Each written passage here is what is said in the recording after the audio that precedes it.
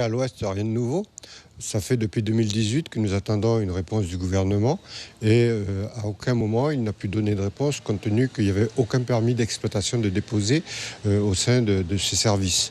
Aujourd'hui, alors que nous arrivons à une période électorale, à une échéance électorale le 26, donc à 3 jours de cette échéance électorale, il décide de dire que le projet n'est pas en l'état, je précise bien en l'état, acceptable. Ça ne veut pas dire que pour autant, ce dossier ne sera pas représenté. Il sera présenté avec une réforme du code minier qui est annoncée aussi pour décembre et qui sera taillée sur mesure pour lui permettre de pouvoir passer les doigts dans le nez son projet devant la commission qui aura à juger de sa recevabilité.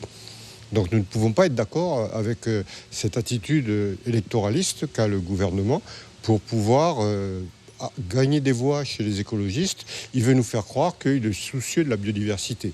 S'il était soucieux de la biodiversité, il commencerait à se poser la question du poids que représente la Guyane en matière de biodiversité et de ce qu'elle peut apporter à la France, à l'Europe, au lieu de se poser la question de comment utiliser les multinationales pour la détruire. Suivez l'info sur Guyana Première, télé, radio et Internet.